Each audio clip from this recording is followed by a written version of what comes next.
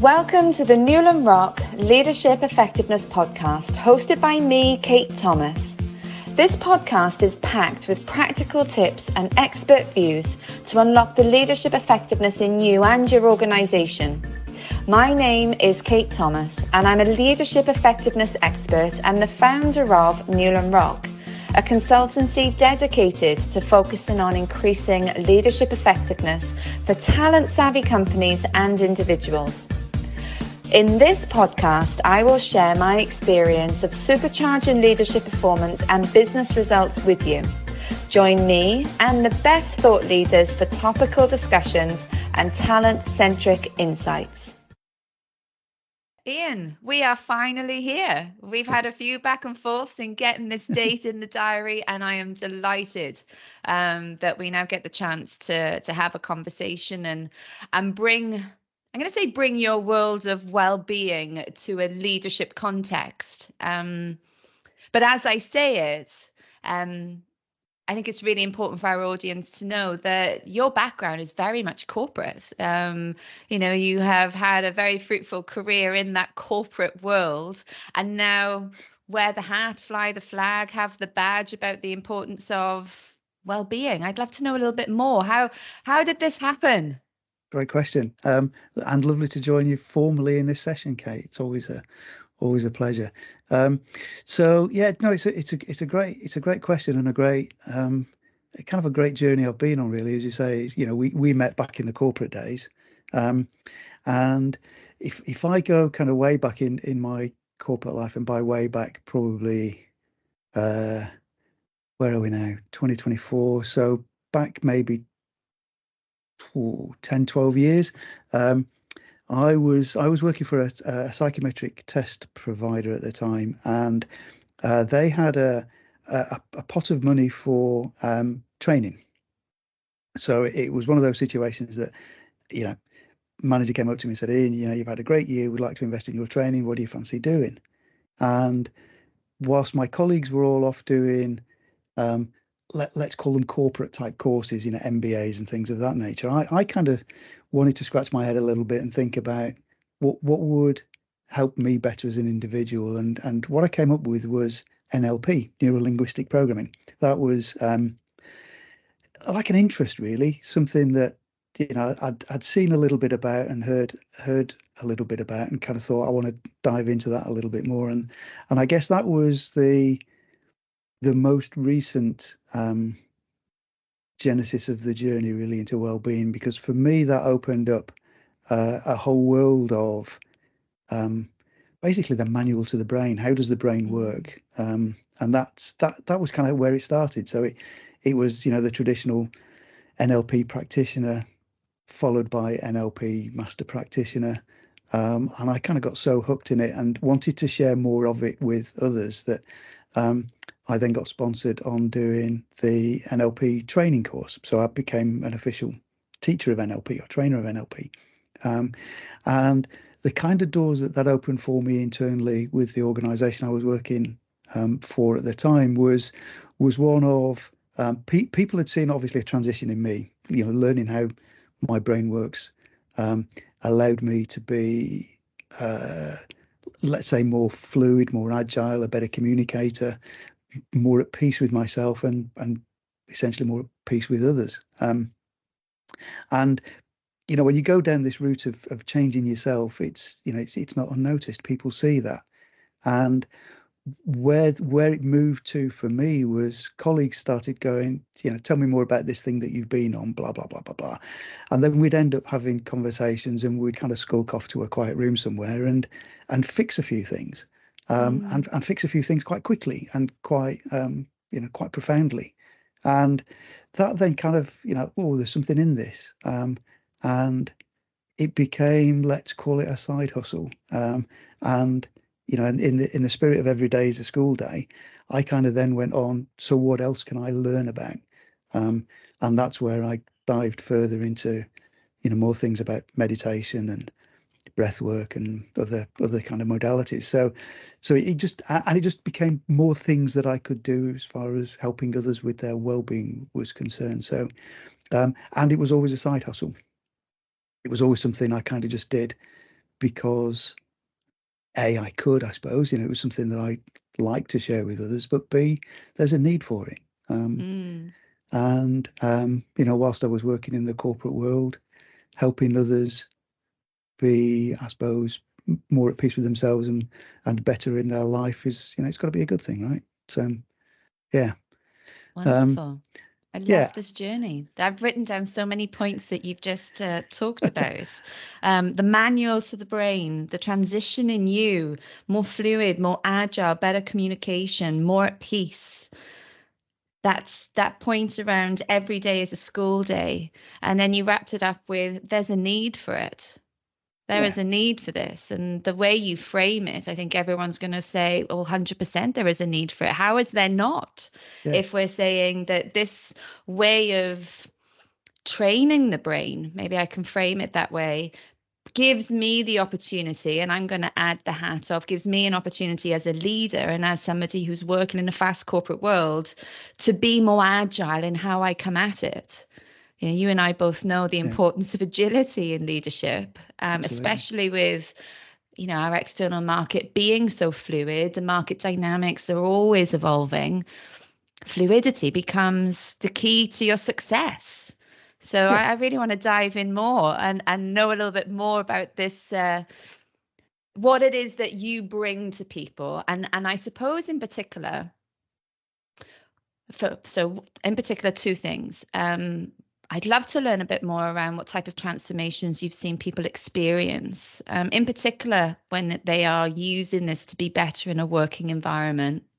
And this series is talking about high-performing teams. And I'm of the mind that, and to your point, more at peace, better communicator.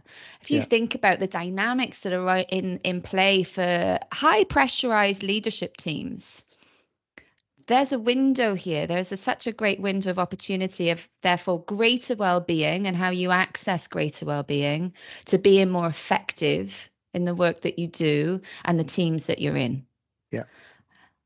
And I'd love to know a little bit more from you around what you have experienced as being, is it tools, anchors? I guess we've kind of got to start an answer to this by kind of figuring out if people want to be, or if part of the goal or the pathway is to be more agile and to be a better communicator and to be more at peace, and to look at what are the barriers to high performance. The journey to a solution has got to start with, well, what's getting in the way? What is it that's stopping that ultimate goal from being achieved? And in my experience, pretty much 95, and because I kind of shy away from saying 100% of the time, because that would then just be too crass. But pretty much most of the time, the thing that gets in the way is yourself. That's it. And so the route to this agility and this route to this peace is not about learning new things. It's not about learning new tools. For me, most of the time, when working with an individual, it's about unlearning the stuff that's getting in the way. You can kind of go down the Jungian, Freudian route of kind of going, we've all got our parents to blame for our childhoods. But pretty much who we are as an adult is formed in our childhood. So, the root of how we operate in the world as an adult has absolutely its genesis in the issues that we faced as children. And as we move through into corporate world and into leadership roles, we bring a lot of that with us. And for me, the biggest results I've seen when working with individuals is when they are two things: willing and able to look at their past and to dive into what is it that I'm doing now as a result of what was formulated in me as a child. And if you're then willing to do the work on unpacking some of that stuff, you're then able, with awareness, to kind of go, okay, I now know why I'm doing this thing. I can no longer need to do that. It's no longer appropriate. What served me well as a 7-year-old child isn't necessarily serving me well as a 30, 40, 50, 60-year-old adult. I kind of have this phrase and this saying that we all put stuff in our, items in our pantry with the best intentions. We buy something off the shelf and we put it in the pantry, and it has a sell-by date. It has a use-by date. And the same is true of the things that we surround ourselves with coping mechanisms as a child. They have a use-by date, and unfortunately, most people rarely get rid of those things. Most people rarely tackle them. It's hard work, and for a lot of people, they're not willing to to do the hard yards. And that the hard yards is, what is it that's getting in the way, and am I comfortable enough to start to tackle that and lose it, because it becomes an identity forming thing. I am who I am because of these things. And when you start to not be that, have that identity anymore, that's then okay. So if I'm not that, then who am I? And that's, for some people, especially when they do, when they really work at it, for some people, that's the hardest part of the job, is they are no longer who they portray themselves as being, I suppose, is the way, how they carry themselves in the world is no longer the same. And that then becomes this identity crisis thing.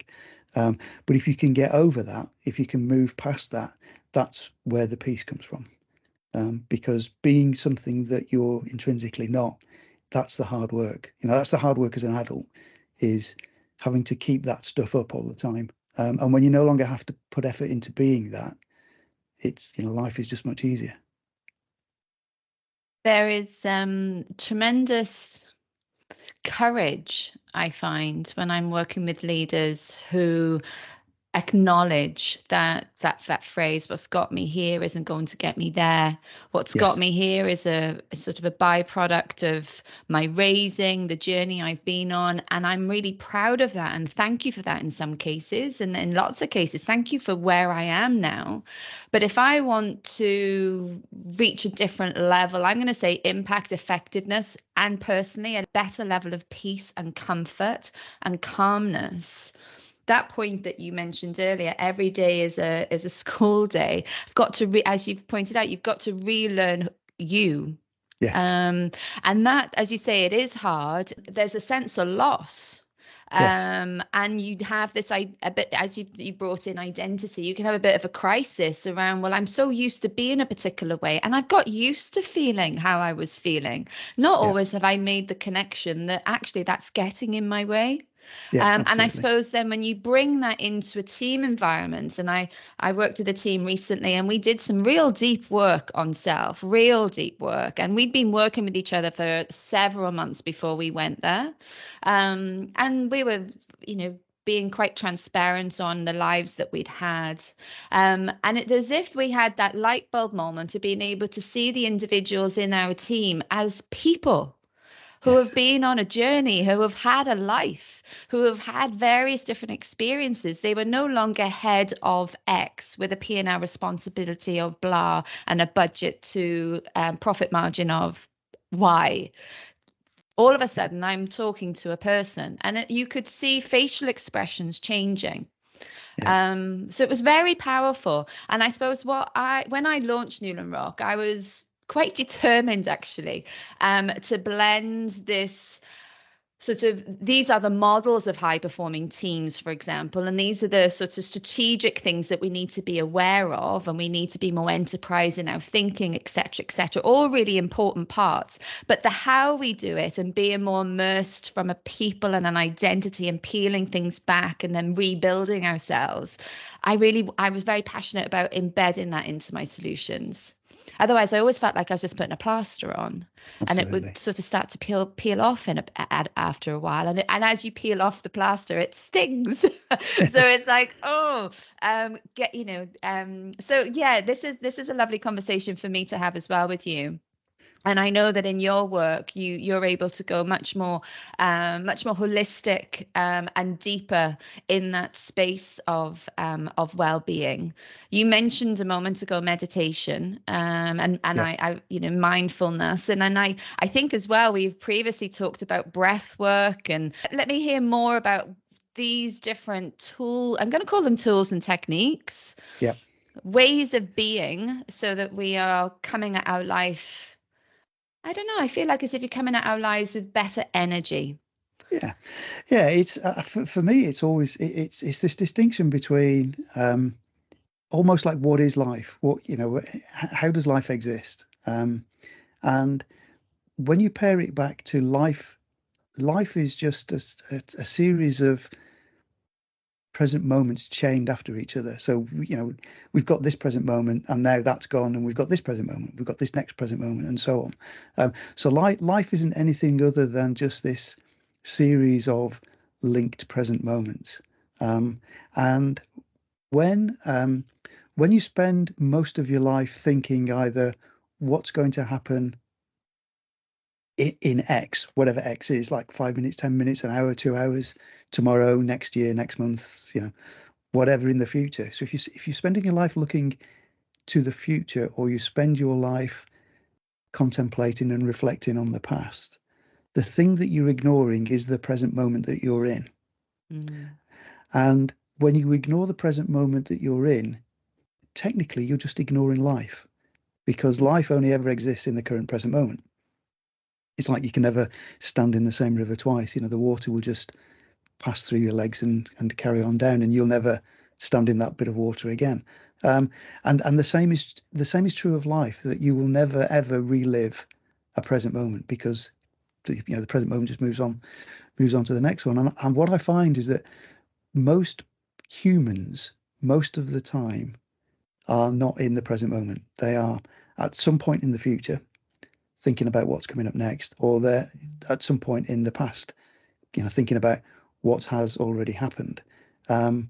And for some people, they spend more of their life in one direction or the other. So, one of the interesting things when I do work with establishing a meditation practice is kind of, where do you spend most of your thoughts? Where are most of your thoughts coming from? Things about the future or things about the past. And whilst we hop and skip between the two, most people have a tendency to live in more than one or the other. And when you kind of say, okay, so if you're having a cup of tea and then thinking about, what's going to happen next, you're not enjoying the cup of tea. If you're having a shower in the morning and you're thinking about getting ready for the meeting, you're not enjoying the shower in the morning, and so on and so forth. So life is kind of just passing you by, because as soon as you get to the meeting that you've spent the previous hour thinking about, you're sat in the meeting thinking about, what have I got to do when this meeting's finished? So you're not even enjoying the meeting that you've been contemplating whilst ignoring life. So like, this is true for a lot of people, and a lot of what I say is not a given for everybody. So there are going to be some people listening to this that kind of go, that's a load of nonsense, and I'm not like that at all, and that's great. But this is just experientially what I see a lot of people doing. And so this is like a preamble to what mindfulness and meditation allows you to do, is to train your attention so that you can be in the present moment if you choose to do so. Or you can be in the future if you choose to do so, rather than just allow your mind to wander at will wherever it wanders to. Because that is true for the vast majority of people. And even though individuals say, yes, but I need to think about the future because of my job, I need to plan, I need to prepare, I need to that's fine if you kind of go, right here, right now, I'm going to spend some time on contemplating this future-based thing. But can you then train your attention so that when you don't want to think about that future-based thing, it doesn't become all-consuming, and you can, enjoy time with your partner, enjoy time with your kids, enjoy time in nature, and so on and so forth? Because for a lot of people, that's not the case. They do walk the dog and have their phone, and I see people walking their dog and looking at their phone. I see people walking in the countryside and not enjoying the countryside. They're doing something else other than the activity that they're involved with. So for me, meditation and mindfulness is just your thoughts and your activity are aligned in the present moment. It's kind of as simple as that. For the majority of people, they're not able to do that because they haven't been able to train their attention. And the practice of meditation and mindfulness is kind of just working on that skill of being able to say, right here, right now, I am going to focus on the present moment, whatever that kind of looks like. And when your mind drifts and wanders, as it invariably will, notice it and bring it back to the thing that you've chosen to have as your focus. And that's just the skill of and the practice of meditation and mindfulness. It's kind of as simple as that, but it's not simple to execute. It's simple to understand, but not simple to execute. And like all good things, it just requires practice. The practice, the commitment, the fact that your thoughts will also tell you that in the practice, this isn't the best use of your time. And your sort of inner chit chat will be making you feel restless Yes. and antsy to begin with. And it reminds me, and it's not the same, but it does remind me that when I'm working with teams, I purposefully, especially at the first part of things, slow down incredibly. Yeah. My tone is slower. Yeah. The choice of words are more deliberate. And I can see my group sitting in their chair, possibly close to squirming. Yeah. Yeah. Because it is so unusual. One, they're very rarely given a gift to be able to slow down. And I use the word gift on purpose, because it is a gift to be able to just sit there, slow the mind down, and find peace with being in the present. Because in that moment, what's possible for your thoughts, and then what leads to what it is that you say and how it is that you make people feel, and what comes as a result of that conversation, it's about the here and now, and not the, to your point, if I'm falling in on the past, I'm drudging up constantly all the things that didn't work, for example, or I'm constantly referring to, or remember when we did that, that was the best thing. And if I'm constantly talking to the future, I'm blue sky thinking. I'm not necessarily always being real and aware of the challenges that are currently facing me. And I actually love the way you describe it, because if you were to think about a Martian, should that be real? And they're looking down on us, and to your point, not in the shower, enjoying the shower, not sitting there having a cup of tea, enjoying the cup of tea, not walking in the fields, but on the phone. They would be looking at us thinking, how strange. Yes. How strange. What is it that you're trying to avoid? Exactly. Or what is it that you are not in the now for? What else is going on that is more important than where you are at this point in time? Yeah. And so I love the way that you describe it. And I think that what I am noticing, Ian, and I'd be keen to get your thoughts here. I am hearing and noticing, and in my own coaching practice, there is a far greater appetite to explore what we're talking about now.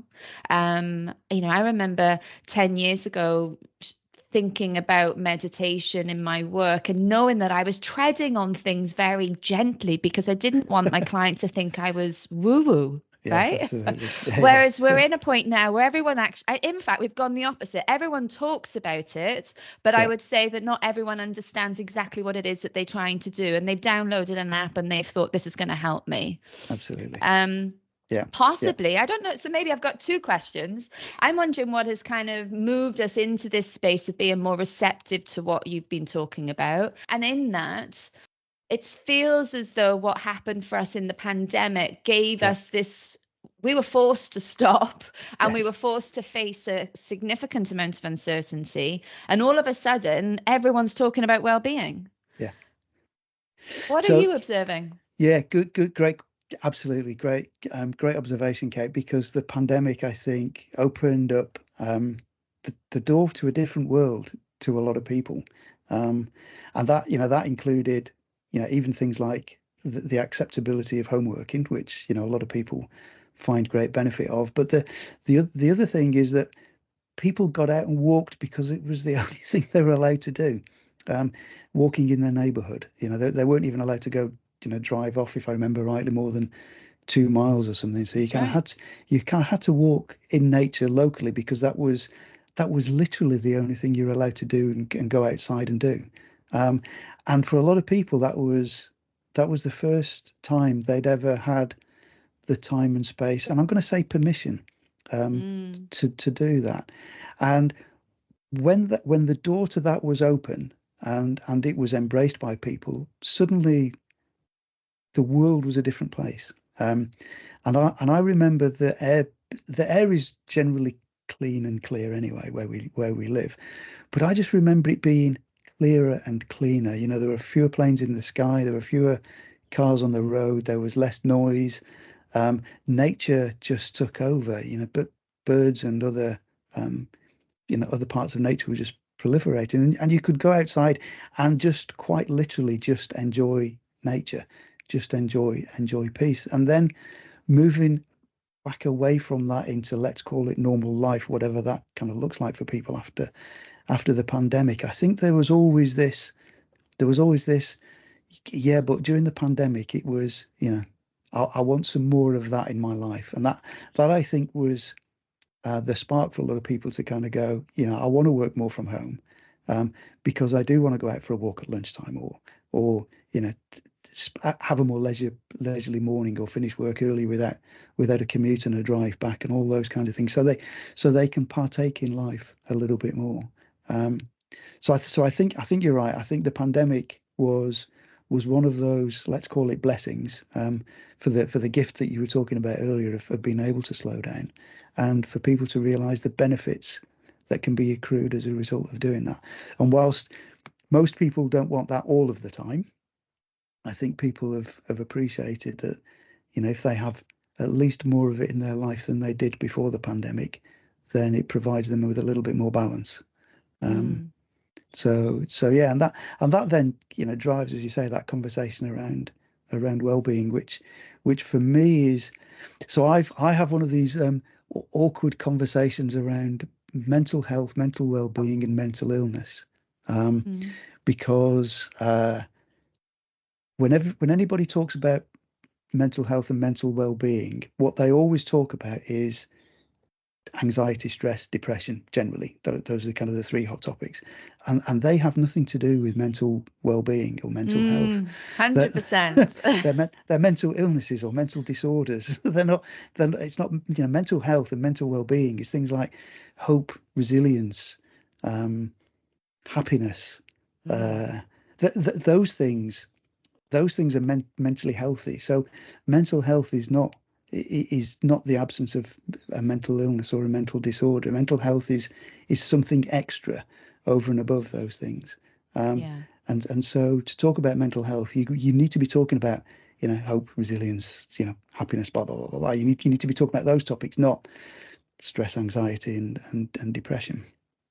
I talk about Yeah, mental fitness, Ian, and maybe yeah, that's with that sort of well-being. And I do talk about fitness because in my world, in the work that I do, it's around working with leaders so that they feel fitter and that yes, they can come at their leadership and not stronger from the sort of beating chest strength, but back to that point, more fluid, more agile, yeah, more capable of having broader, bigger conversations. That doesn't mean that they feel the weight of their leadership on their shoulders and they start sinking down and it yes, feels heavy for them. For me, mental fitness and mental health in the mental well-being in the workplace and in leadership is being able to be, inspiring and light and bright and what's possible mindset. yes, And that isn't something that in the constant strain and relentless environments that a lot of leaders are in, plus the fact that they are the ones, when any change is going on, they're the ones that everyone's looking to say, okay, well, how will we do this? What is it that we're going to do? Constant pressure. yeah, absolutely. And for me, when I kind of come across this, and you're right in saying, a little earlier, what got me to where I am now is not going to take me to where I need to go to. And so for some people, it's often worthwhile going back to what is it about what got you to where you are? What were you? And for most people, it's generally avoiding something, or trying to get something that they were lacking at some point in their life, and realizing that will get them to where they got to, but it won't get them any further. And it's, for me, it's about, if you can get rid of that thing that's driven you to where you are now, and replace that drive with another imperative, another purpose, a purpose that other people can align themselves with, then you don't have to kind of take people with you. You kind of go, this is where we are going, for these reasons, and this is what's there when we get there. Come along, come with me on this, because if you line your purpose with my purpose, it doesn't feel like work anymore. It feels like a common, you're doing something for a greater common imperative. And when you can define what that greater common imperative is, and it's not about making money, it's not about selling more product, it's about achieving something more worthwhile than that.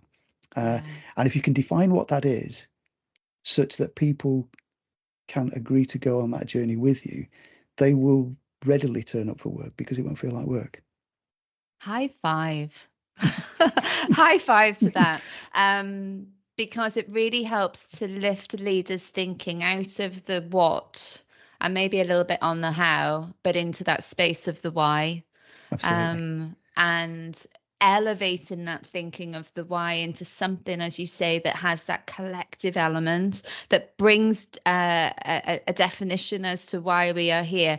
And to your earlier point, helps a community, a group, I'm going to go to team, help a team align with an identity on what is this all about?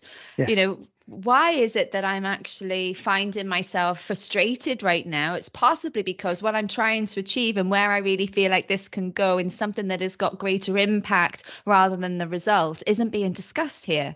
We're talking about very granular things and not necessarily the bigger piece of what it is that we can actually gain as a result of our leadership. I think when you elevate the conversation and you bring that heightened space of impact that is purposeful and has been designed to be purposeful, that environment that you're creating for yourself and others becomes like a magnet. You want to be part of it. It has the pull factor rather than the push.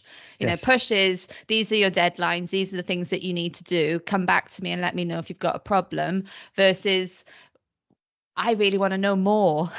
Tell me how else I can serve you and serve, but, be part of this with you. So I think what we're saying is when we're able to gain a stronger sense of well-being, when we have created a greater sense of understanding and helped our brain work more effectively through these techniques, we are by definition creating a better environment for ourselves as a leader and the environment for others. Yes, because you become more open. You become more open to solutions. You become more open to listening to other people. You become more open to sharing. And a word we've not mentioned yet, I think, is trust. You become more trusting. You become more trusting of yourself, but you equally become more trusting of others. And I think that's one of the biggest barriers to an effective team is trust. I think I actually saw something quite recently that said if a manager thinks he's got a work from home issue, he hasn't got a work from home issue. He's got a trust issue.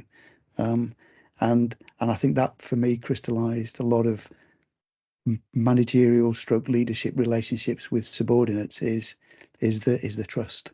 Yeah. And the trust comes from, are they aligned with my purpose here or not?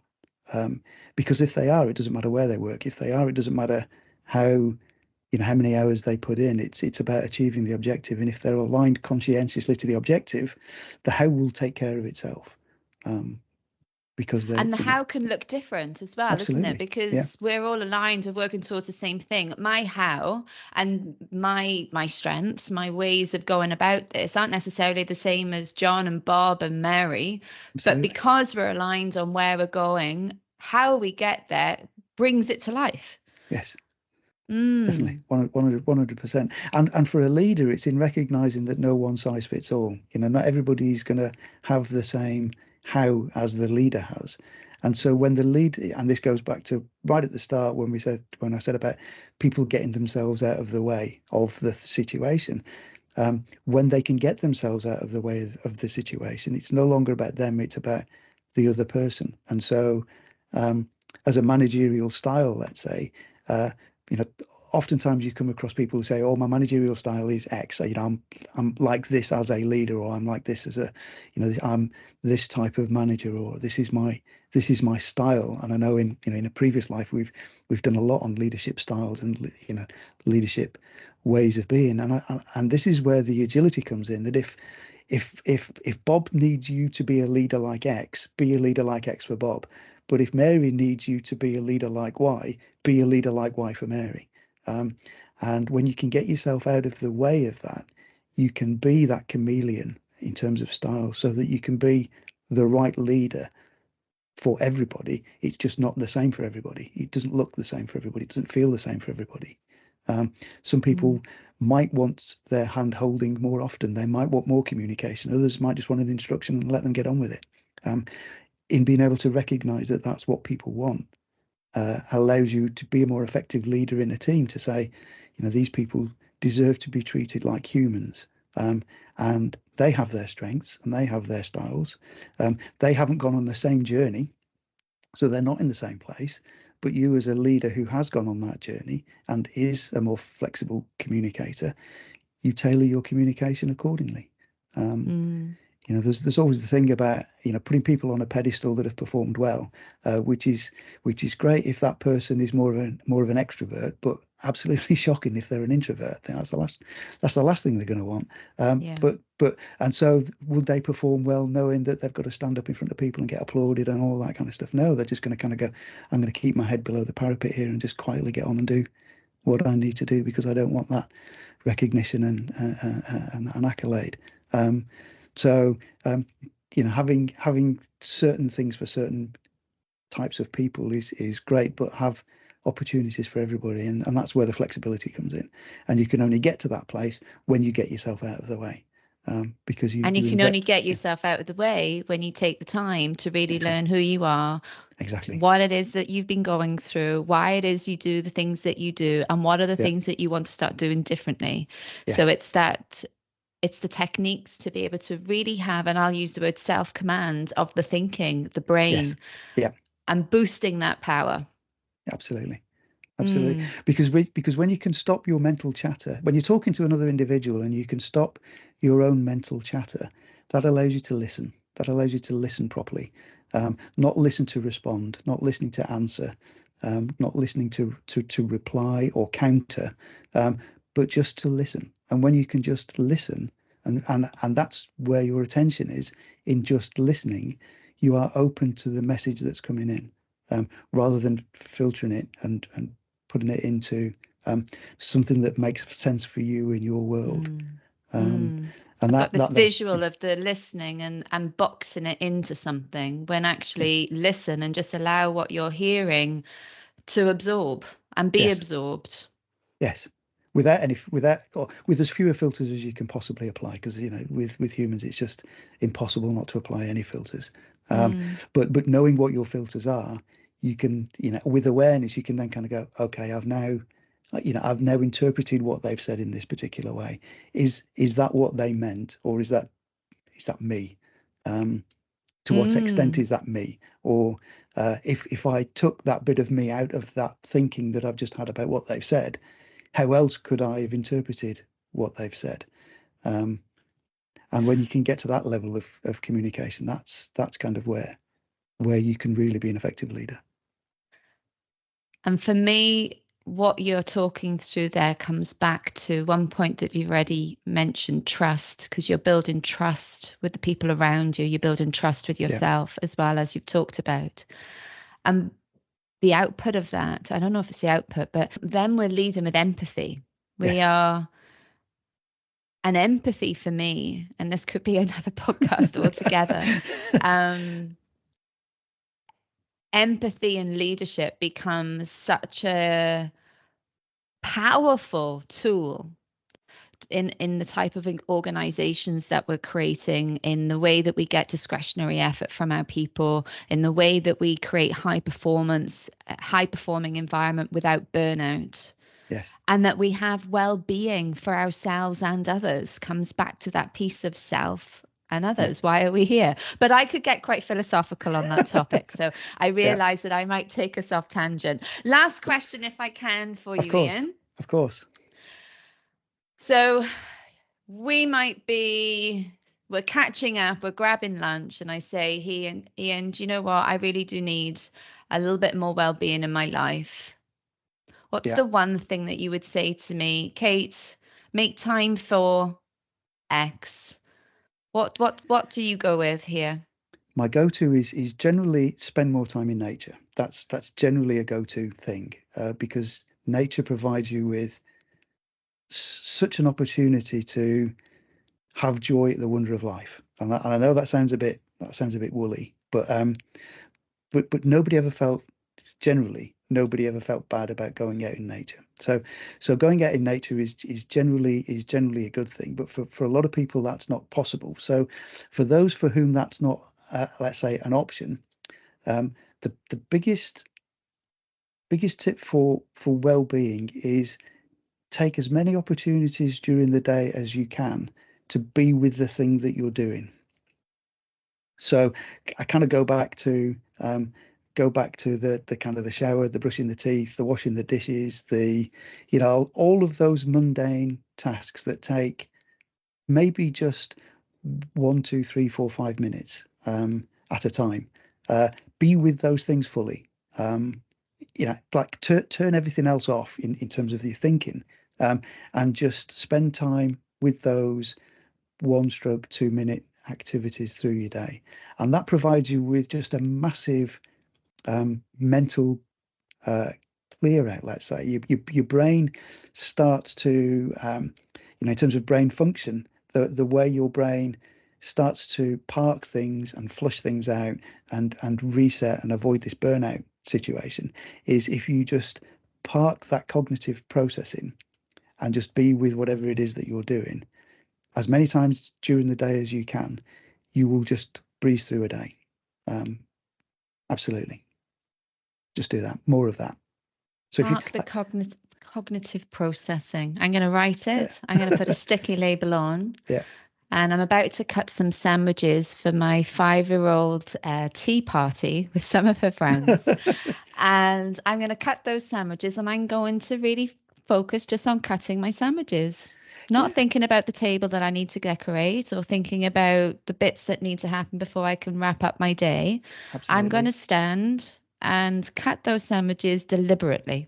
With your fullest of attention. So if we take that as an example, it's things like you're listening to the knife slicing through the bread, you're feeling it on the bottom of the cutting board, you're noticing the amount of pressure, and what you're not doing is making a valued judgment like, can I cut this faster or slower? I've done this before. This is a rubbish cut. I've now cut this in the wrong direction. This is now wonky. Blah blah blah blah. So avoid all of the stuff that we attached to these tasks as humans, which we would generally do, and obviously avoid the thinking about the future or the past, like, I wish I'd made more cheese, or I wish I'd made blah blah blah, or I hope Sophie's going to enjoy this. Ian? Exactly. So avoid all of that thinking around the task, the consequence of the task, and just be with the sound, the smell, the texture, the action, the activity, without judgment. Yeah. And notice how settled you will feel at the end. First of all, you've got to notice that your brain will want to wander, because your brain will kind of go, you've got more important things to think about than cutting, passing a knife through bread. So your brain will want to go back to its default mode network, which is, I've got to look after you, and in looking after you, I've got to make sure you're prepared for all of these eventualities that might come up as a result of the sandwiches that you're cutting. So when you notice that your brain goes off in that direction, kind of go, thank you, with good grace, I actually just need to focus on the cutting right here, right now. Big smile, carry on focusing on the cutting. And it'll be, you'll find this a wrestle. You'll find that the actual task will be quite demanding to keep bringing your mind back to the task. But that's the practice. That is the practice. And you'll feel so much better afterwards. Send me an email. I will. I'm actually now looking forward to getting to those sandwiches and what it's made me think about, or how it's made me feel, more importantly. I suddenly feel like cutting those sandwiches is going to give me a bit of me time. Yeah, exactly. And that's exactly what it's about. That is exactly what it's about. And when you sprinkle that through your day, so this is the answer to your question, when you sprinkle that through your day, maybe once an hour or once every 2 hours, that little bit of 1, 2 minute, 3 minute me time sprinkled throughout your day is such a powerful boost, such a powerful reset that then allows you to do all of those other things with absolute clarity, rather than your brain running around at 1,000,000 miles an hour because it's giving you the next thing to think about, the next thing to think about, the next thing to think about. And so for those people who say I haven't got those 2 or 3 minutes to give my cognitive process into, because I've got all these other things to do, you actually find you can achieve more in a shorter space of time by being more focused than so there's like a payback for this. Like 2 or 3 minutes here will give you a payback later, for absolute sure. Absolute sure. Bring on the sandwiches. Bring on the sandwiches. Yes. Mindful butties. Mindful butties. There you go. That might be the name of our podcast. Come and listen to myself and Ian Kershaw talk about mindful butties. Indeed. Ian, thank you so much. Thank you, Kate. I think anyone listening to us is going to be listing down some great actionable things that they can do, as well as help them realize that something that has become quite fashionable to talk about, the benefits that it actually has in our life and in our leadership. And basically, if you're not incorporating some of this into your life and leadership, you're missing out on something that is far more fulfilling than maybe what is currently going on for you. Yeah, so missing out on life. Nobody wants to do that, right? Yeah. Ian, thank you. I really appreciate it. It's been a joy, pleasure. And I'm looking forward to our next conversation. Yes, bring it on. Good luck with the sandwiches. Thank you. Thank you for listening to today's episode of the Newland Rock Leadership Effectiveness Podcast with me, your host, Kate Thomas. If you would like more information on how I can help you or your organization maximize your talent and leadership effectiveness strategies, then reach out to me through my website, newlandrock.com.